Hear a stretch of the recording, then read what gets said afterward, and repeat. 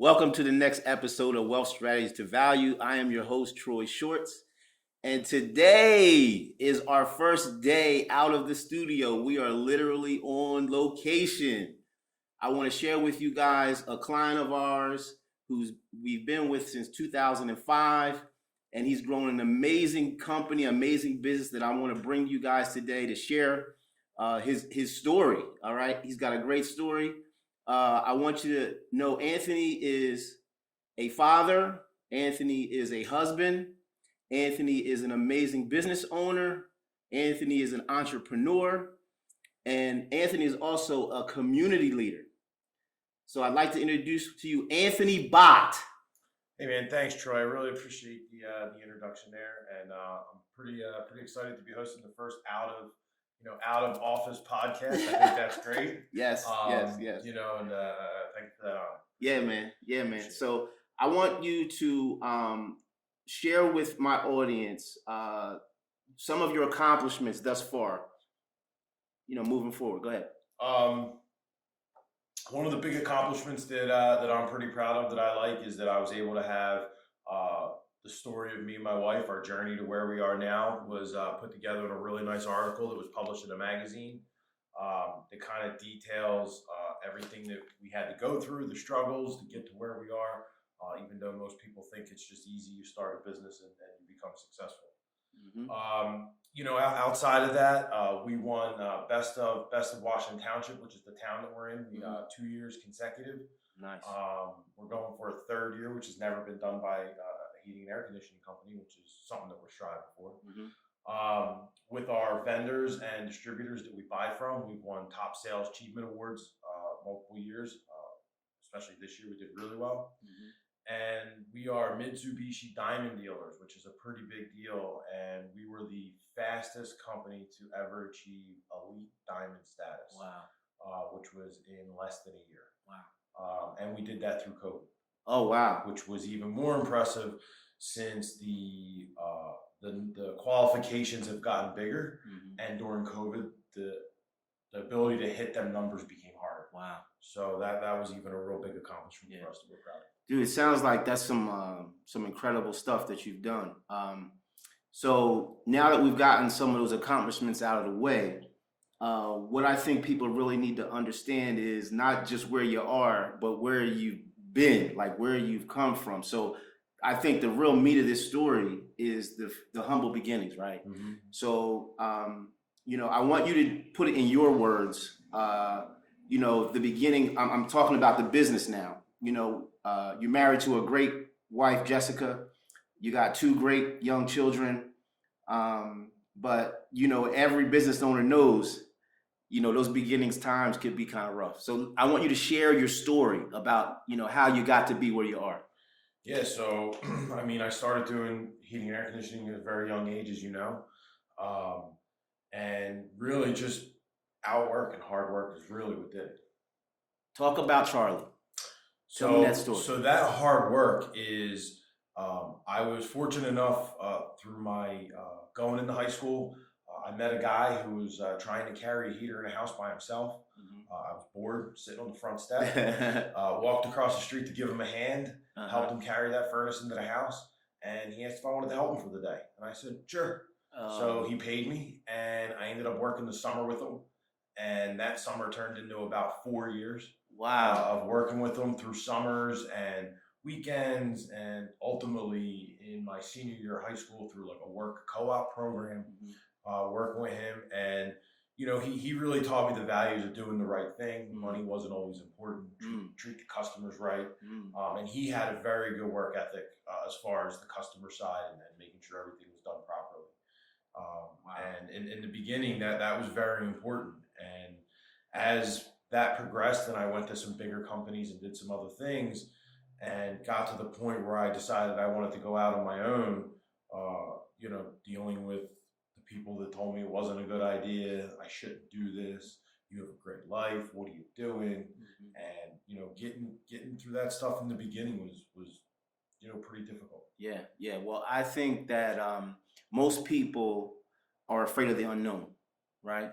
And one of the things that I got from your spirit was your you were very courageous. I thought you were very courageous because you had a good life, right? You had stability. You've right? seen it. You know it firsthand. Yeah. Mm-hmm. And, what I think most people are afraid of is letting go for the unknown, right? That takes real courage. So that's definitely something that has actually paid off for you. Yeah, luckily. Like I said, the accomplishments are amazing. Talk to me a little bit about some of the obstacles. And I know in any business, there's things that will automatically, when you set your mind to something, it's almost like you have to anticipate the adversity because it's coming. Oh yeah. Right? Yeah. So I want you to share, some of the adversity that you had to overcome to really get to where you are today. So some of the beginning obstacles were definitely the doubters, right? Mm-hmm. So you're given everything you can give 7 days a week to build something, and very few people are telling you, this is great, you're doing it great, you should keep going. You have more people telling you, it's taken too long, why are you doing this, why did you make that decision? And that's the hardest thing, because when you have multiple bad days, which happens when you're starting a business, you start to think, man, were they right? and that's a hard thing to get out of your head. And once you can get that out of your head and know that, the success is on my shoulders, not theirs, you can keep pushing and you just have to keep doing it. Yeah. Once I was able to get through that and start pushing even further, the next big roadblock I ran into was money. I underestimated how much it costs to start a business. Yeah, and most people do. Even though I was very busy, accounts receivable, money coming in, finding out that because I didn't want to take any loans, I had no credit cards, nothing like that. I felt that was a bad way to start, and overcoming that struggle of money, right? So now I got to pay for things. I got to pay for help, employees and trucks and fuel and everything else. That was a big obstacle in the beginning that took a very quick way to learn. Otherwise, that could have been trouble. And then, I felt I finally got through that and kind of figured that out a little bit, or enough to keep going. Then it was employees, right? So as a small company, you can't offer what the big companies are offering. Yeah. So you're trying to get the best of the best that you can afford, to be honest. And trying to get through that, and I made some great friends, I met some great people, and that was a lot of long days and long nights, working with, people calling out, or maybe somebody couldn't figure something out and I had to go out and do it, or help or assist. And, getting through that, adversity was a challenge. And then, we kind of pushed through that as time went on. And then, the challenge that I deal with daily, on top of some of them issues still, the new challenge that I deal with is the pushback from competition. Wow. Local competitors, people that think that we're, maybe in their areas or doing things we shouldn't be doing, that are competing with them, or so on and so forth. I mean, and that's just part of good business. And I say that as long as that's happening, we're doing the right thing. That's right. So that's right. There are a lot of the obstacles that I go through, still daily. And we just keep pushing. Yeah. You're doing a good job when you got haters, right? Oh yeah. Right. So I talked about this before about haters. You hear that term, haters, right? And I always say there's really no such thing as haters. Those people just didn't get the vision that you got, right? It's not their fault. They just don't have what you have, right? They didn't see what you see, right? Yeah, that's a big thing. Yeah, and we label them as haters, but they're okay. They just didn't get the memo. and you know what? I don't hate people either. So if they want to hate me, I'll go shake their hand, talk to them, there you go. On a Saturday night. I'm fine with that. There you go. Fine with that. Here's a question I have for you. Looking back on your success, what would you tell the 19 or 20-year-old Anthony Botte? Like, if you could, go back in time, what would you tell that guy, knowing what you know now? Man, that's a good one. I think if I could go back and tell myself something, this sounds pretty crazy, and it kind of goes against a lot of things that I've ever said to people. I think I would have learned more in school. Oh, wow. I really do. I always said that, I don't need this, I didn't need that, and this and that. And what I say now is, Oh, I paid for my education. I just paid for it the hard way. So there are some things that I wish I would have known, or there's things that I wish then I would have known that I could have learned and done and been maybe proactive so that they didn't cost me.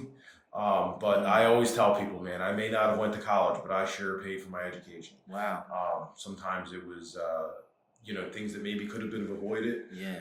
But if I could go back and tell myself something, I really think that's probably it. Wow, that's awesome, man. Yeah. That's awesome. Yeah. I mean, we live in a time now where less and less people are going to college, right? More and more people are getting into the trades, right? Because they say, oh, I don't need college, right? So now what a successful businessman is saying, well, you know what, maybe I should have paid a little more attention to school. Like, yeah, and I'm not even advocating for the college. Right, I'm just saying there's classes, there's courses, right. there's things that I could have taken that could have immensely helped me out if but I mean, hey, I learned the hard way. Yeah, and but you learn. And sometimes learning the hard way, you learn better. Yeah. So, and you definitely don't forget what it cost you. Yeah. Experience, right? There's no substitute for that. No, right? no. Awesome. All right. So let's talk a little bit about your team, your environment, your culture. I want to mention to everyone that on the front of Anthony's sign, it says integrity, experience, and reliability. All right. So and work ethic, right? And this is what you stand for. So I want you to talk a little bit about integrity, experience, and reliability. And I want you to talk about your team, your culture. Like when I first came into here and I met some of your employees, I sensed an incredible amount of loyalty to you. I sensed like you've created a vision that these people are carrying out. So that's just from me, but I want you to talk a little about that culture. So, I didn't always have culture, right? I didn't know what it was. I'm part of this entrepreneurs group where we meet monthly, and it's a bunch of business owners and we talk things. And it was about maybe 5 or 6 years ago, we had a guest speaker that talked about the culture, right? And it was specifically about the Ritz-Carlton, their culture. And, I didn't really understand what that was. And I started doing some research on it. And I said to myself, this is us. I'm just not telling people this is us. So with that, to me, the culture had to become, again, the integrity of everything that we do. We have the expertise to do it. And we have to be reliable when we do it. If you can't follow these 3 things in this order, it doesn't really matter. And as long as you can instill that in everybody and you can keep moving, it works. Now, part of the culture that we have in here, I believe, I wanted that Wall Street feeling in my office. Right? Just because I do heating and air conditioning doesn't mean we can't have, the phones ringing and the loud and the having fun and, the sales bell when somebody sells a job. And there's nothing makes me happier than when I walk out my office and I see somebody rolling across the office floor on their chair to go talk to somebody as they spin around. To me, that is the culture of success, right? They want to be here. They want to do it. They enjoy it. Yeah. And, the other backside of that culture is I do what the guys do. Nice. If they're out on a Saturday, I'll go out. I was out on Christmas Day helping people with frozen pipes. I'll go out and do it. I don't just lead from, my couch on a Saturday morning. I don't, if I'm out, I've canceled vacations. If I'm out somewhere and I have to be there to help them, I'll do it. And I think that if they know that I'm there with them, then they want to be there for me.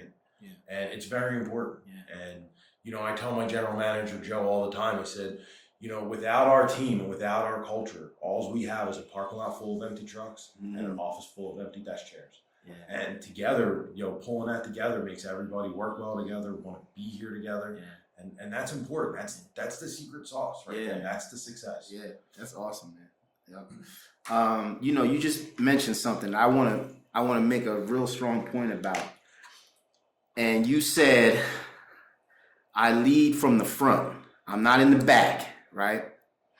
And, when I read your article that you were featured in the South Jersey magazine, one of the things that jumped out to me was you said Christmas Eve, you went out to help people who had no heat. because your children were sitting in your house warm, Mm-hmm. right? You talked about how you gave people heating and air conditioning units and never sent them a bill. Yeah. Yeah, and you know what's really important about that? That when I go out and do stuff like that, I make sure my wife and my kids know what I'm going out to do. Daddy's just not out working. Daddy's out changing somebody's lives. Man. And when I tell things like this to my kids, I make sure that they understand that this is why we do what we do, so that they don't think I'm just out working. They know I'm out helping a specific family for a specific reason, and it's not just because Daddy wants to go to work.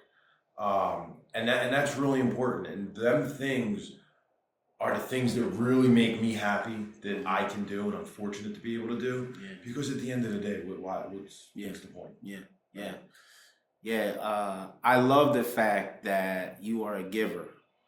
I feel like in life, you're either growing or you're giving. And the more you grow, the more you give, right? You have to. Right? Can't take it with you, right? Nope. But the kids may want me to leave it. But Yeah. But I'm saying that's also a part of the culture, right? That's the culture. Your employees see that, right? Mm-hmm. And then they do it. Like it's really what it's all about. I wanted to ask you this question too about what gets you up in the morning, like. Mm-hmm. But I think that's a you might have already answered it. I don't know. Yeah. But I really wanted to say, in your day-to-day, things are busy. You got family, you got business, you got personal stuff. But like you said, some days aren't always good days. No.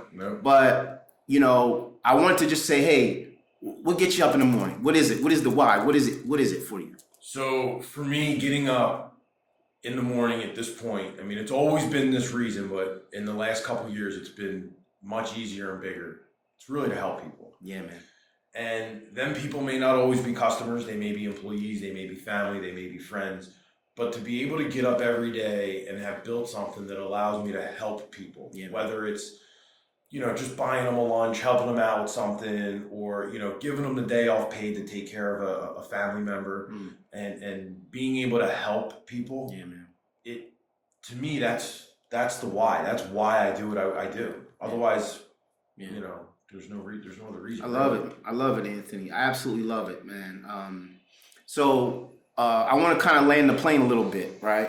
But before we do, you said something to me, I don't know, a month ago or so, and you said, because I was asking you about the future, right? Mm-hmm. What's next for you?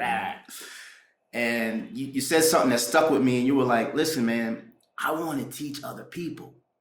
I want to teach other people how to do what I did, how to be an entrepreneur, how to be successful. So I want you to kind of elaborate on that. So there's a couple parts to that, right? So I would love to teach people HVAC and heating, air conditioning, and plumbing and everything that we do. I mean, that would be great.